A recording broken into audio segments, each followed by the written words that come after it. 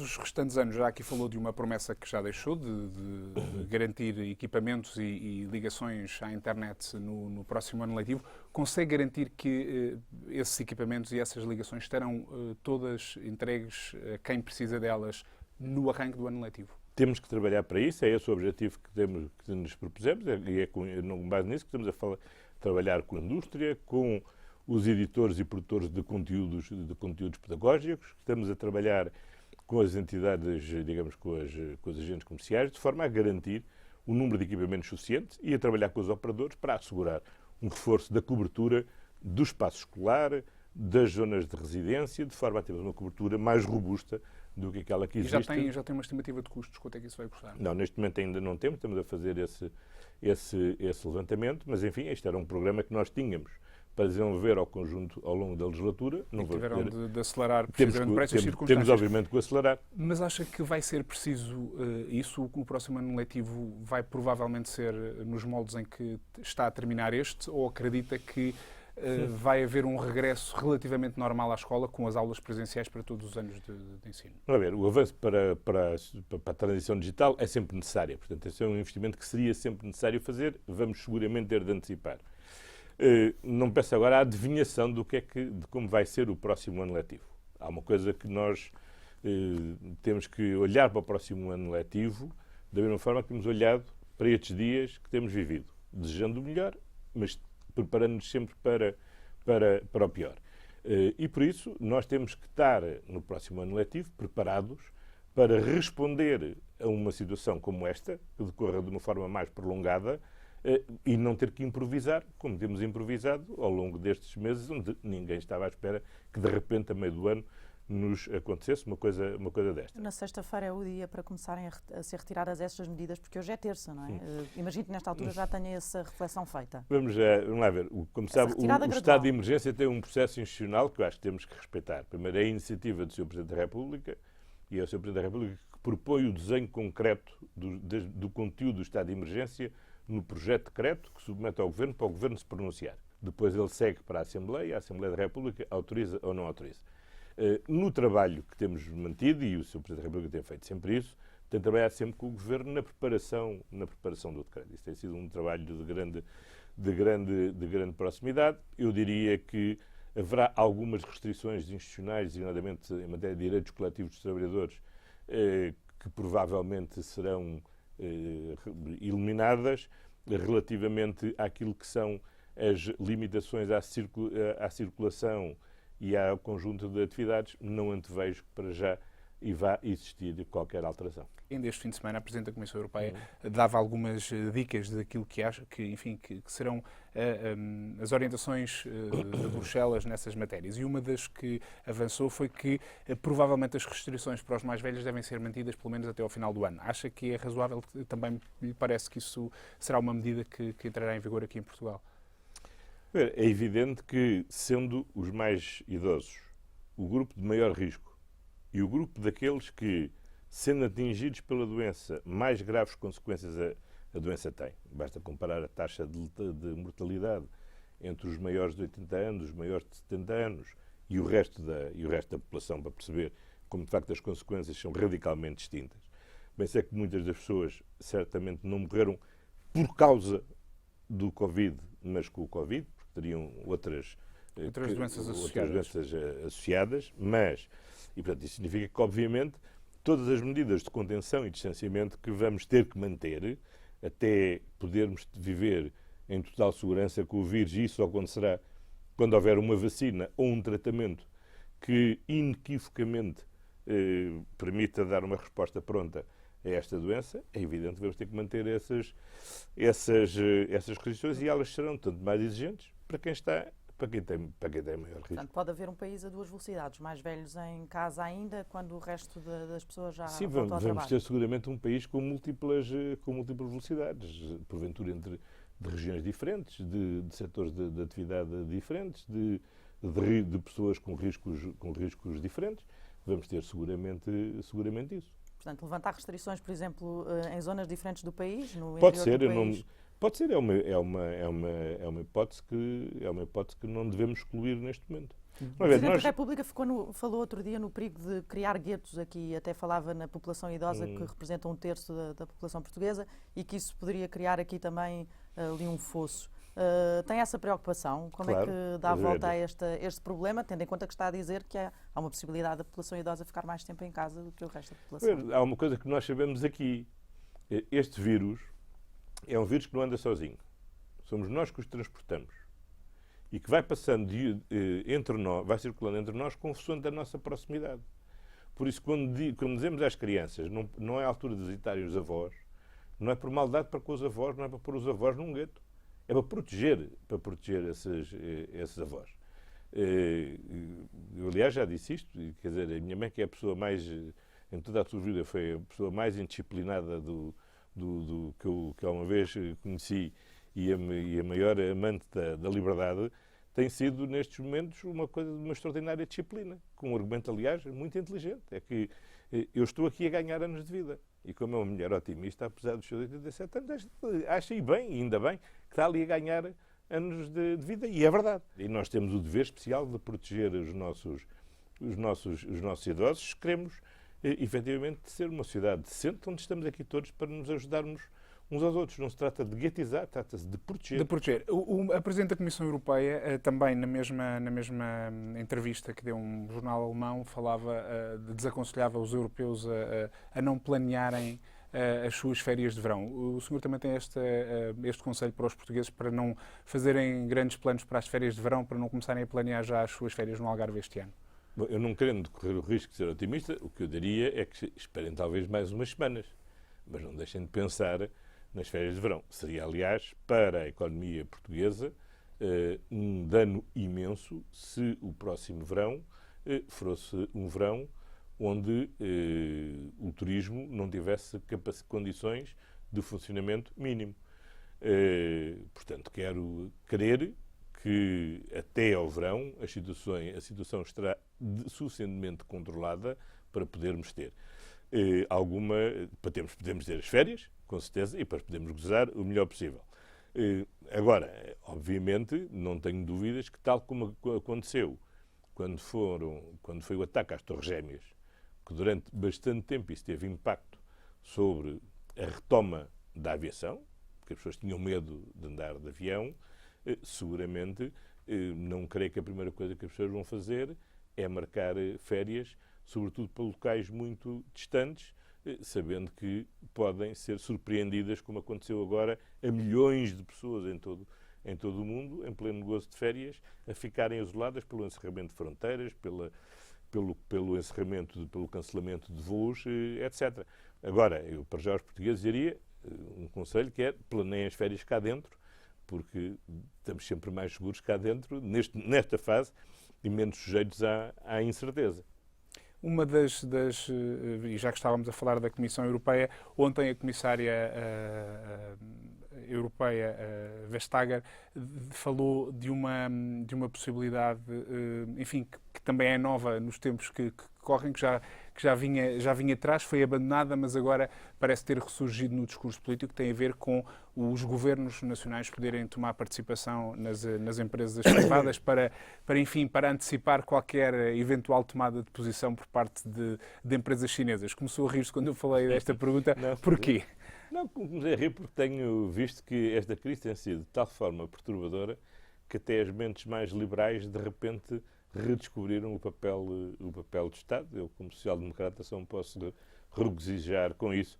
Eu creio que o que a Comissária Vestager tinha em mente é o facto de esta crise ter desvalorizado na Bolsa muitas e muitas empresas e, portanto, elas estarem expostas a ataques ou OPAs mais ou menos hostis, designadamente por investidores externos, e portanto, quis alertar para o risco de, em alguns setores estratégicos, a Europa não correr riscos de o capital dessas empresas se transferir massivamente para capital de origem chinesa. E acha que é uma possibilidade para empresas portuguesas o Estado vir a nacionalizar algumas delas? Ou tomar uma posição acionista forte? Eu acho que nós não há nenhuma razão para excluir nenhum instrumento de ação pública que se venha a revelar necessário. Mas isso é em tese ou é, por exemplo, pensando em empresas concretas como a TAP, ontem o Ministro das Finanças falou nesse mesmo tom. É uma possibilidade, mas isso é tese ou a hipótese está em cima da mesa? Vamos ver. Seguramente não está na nossa mente nacionalizar o Observador. Não creio que seja algo que esteja em cima da mesa. Relativamente à TAP, onde o Estado, aliás, felizmente já é acionista, todos nós sabemos que o setor da aviação civil foi dos setores que sofreu de uma forma devastadora estas posições e que é uma empresa absolutamente estratégica para o país. Tivemos, aliás, uma boa demonstração agora de quando tudo parou, quando muitos portugueses estavam isolados. Olha, até aqui ao lado em Marrocos, foi a TAP que os foi lá buscar. Quando é necessário montar uma linha de uma ponte aérea para a importação de bens provenientes da China, de um conjunto de equipamento médico de proteção individual, é com a TAP que temos contado. Sem desprimor pelas outras companhias também nacionais que têm dado uma colaboração extraordinária, a TAP é fundamental. A minha questão tem a ver com um compromisso que fez já publicamente, que é o de não aplicar em Portugal novamente a receita que foi aplicada nos chamados anos da Troika. Para sermos claros, o que se comprometeu foi que não vai aumentar impostos, não vai cortar salários ou abonos sociais, não vai fazer cortes na despesa pública daquela dimensão. É isso? A ver, há uma coisa, eu não vou, sem querer reabrir as polémicas de há 10 anos atrás, há uma coisa que é certa. Nós hoje temos uma doença que é distinta da doença que tínhamos então. E, portanto, se a doença é diferente, a terapia também tem de ser diferente. Nós temos uma crise económica que tem uma origem não económica. Nós temos uma crise económica que temos que fazer tudo para já para a conter como sendo um episódio conjuntural e que não crie danos estruturais na nossa economia e nas nossas finanças. Portanto, aconteça o que acontecer, não há cortes de salários, não há cortes de pensões, não há aumento de impostos. Essa seria uma estratégia profundamente errada na atual circunstância e é por isso que é fundamental o debate que está em curso no seio da União Europeia. Está a ter muitos cuidados em comprometer-se para o futuro, porque está a falar na atual circunstância. Ora, sabemos que daqui a 6 meses a circunstância Sim, vamos lá ver. Nós estamos, diferente. Infelizmente, ninguém pode saber qual é a situação que estaremos com rigor dentro de uma semana. Portanto, há um grau de imprevisibilidade muito grande. Agora, há coisas que são certas. Tudo o que sejam medidas que asfixiem os agentes económicos, seja as famílias, sejam as empresas, serão seguramente más receitas para o futuro. O aumento prometido dos salários para a função pública 2021 está garantido ou não está garantido? Nós temos seguramente antes do Orçamento de Estado para 2021 de discutir um orçamento suplementar para 2020 que tenha em conta e que incorpore o aumento brutal da despesa que resultou seja dos investimentos no Serviço Nacional de Saúde, seja nos custos de medidas sociais, designadamente as medidas de apoio aos rendimentos e ao emprego.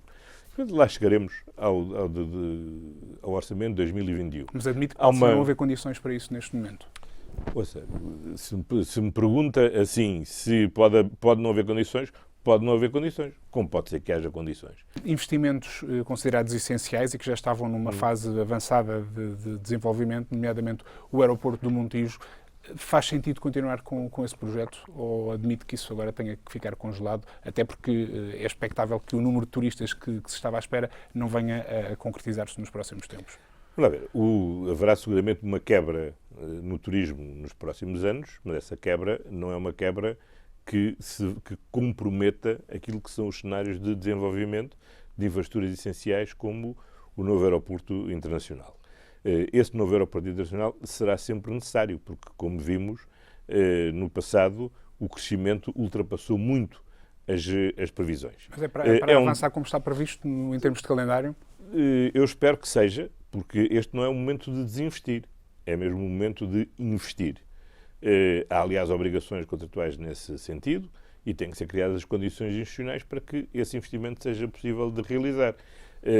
Nós, seguramente, a quebra que é previsível que se mantenha durante algum tempo da aviação aérea vai ser absorvida seguramente pela expansão, também está programada, do aeroporto da Portela e pela diminuição do caos que já vivíamos em muitos dias no aeroporto da Portela, mas que continua sem dispensar aquilo que é a necessidade de termos uma maior capacidade aeroportuária. Eu diria que, desse ponto de vista, ganhámos tempo relativamente ao atraso que tínhamos.